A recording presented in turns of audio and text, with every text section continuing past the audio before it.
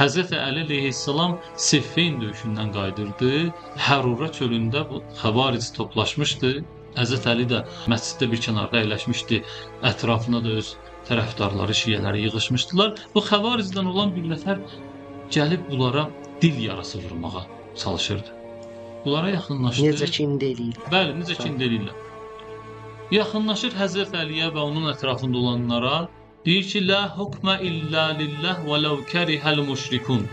Hökm yalnız və yalnız Allaha məxsusdur, müşriklərin xoşuna gəlməsə də bilər. Bəli. Müşriklərin acığına gəlsə də bilər. Həzrət Əlinin ətrafında olanları şirkdə ittiham edir. Bəli, bəli. Eyni təfəkkür, Həmin şeydir. həmən bu vəhabiyyətdə biz bunu müşahidə edirik. Həzrət Əlinin tərəfdarlarına müşrik deyirlər. Bəli. Bunu xəvaric də deyirlər Siffeyndən qayıdan.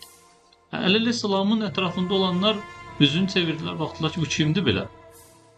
Bunlar ki, üzünü çevirdilər, bu şəxs başqa bir cümlətdir. Dedi, "La hukmə illə lillah və ləv kərihəl mutələffitun." Hökm yalnız Allaha məxsusdur, o dönüb baxanların acığına gəlsə də bilər. Bəli. Yenə onlara o sözü deyir. Bu zamanda imam başını qaldırır, bu şəxsə baxır. Bu şəxs Həzrətə cəsarət edir. Deyir ki, "La hukmə illə lillah və ləv kərihə Əbu Həsən." Hökm yalnız Allaha məxsusdur, Əbul Həsənin acığına gəlsə də bilər. Ki, İmam Əli sanki Allahın hökmündən xoşlanmır, bunların xoşu gəlir. İmam onların cavabında buyurur ki, Əbul Həsən Allahın hökmündən narazıdır.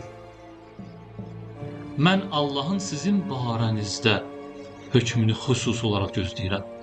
Ya möminlər tərəfindən, ya Allah tərəfindən birbaşa sizə gələcək bəlanı gözləyirəm. Aynen. Bəziləri dedilər ki, ya əmirəl-müminin, niyə bunların kökünü kəsmirsən?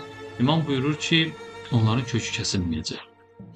Onlar atalarının belində, analarının bətnində ta qiyamətə qədər davam edəcək. Elə. Yəni düşüncədir. Bəli, bu təfəkkür qiyamətə qədər qalacaq. Bəli. Ola bilər xəvaric getsin.